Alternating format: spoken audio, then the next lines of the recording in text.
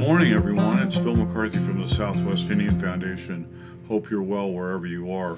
Well, we're out in front of the foundation headquarters in Gallup, and it was about two degrees this morning earlier, so it's a little chilly.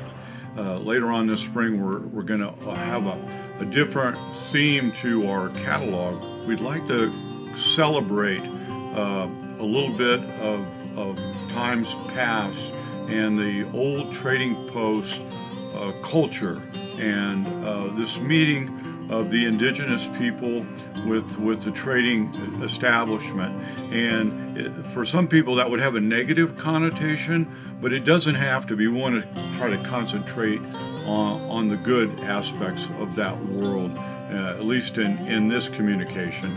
There's a lot of different interest now in a reawakening of the Old West, and through Yellowstone in 1883 and different ones that are coming in, and they're actually, because the Old West is a slice of Americana that definitely should be preserved. There's an essential component with the old trading post culture where you had a lot of commerce, certainly social life, communications where the train would come in, packages would come in, the old Pony Express. So that basically was the center for much of the life that kept people alive. And for many of our Native American friends, they don't really have like a banking system or banks, but they would keep their heirlooms and their precious pieces, usually in the form of rugs, jewelry, baskets, that type of thing, to keep them at the trading post, because the trading post would usually have security. It was like a bank. Many of those older trading posts have been lost, and they've closed.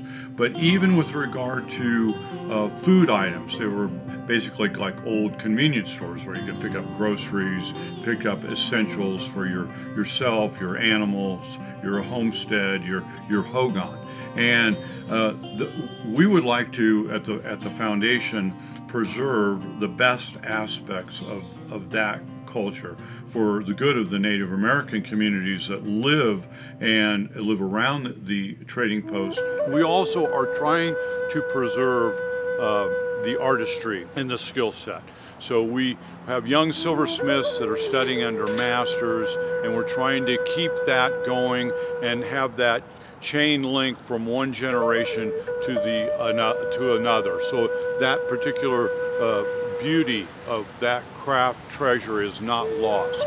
And there are a lot of knockoffs, a lot of imitations, but we are trying to maintain and promote and keep authenticity with regard to our Native American jewelry, etc.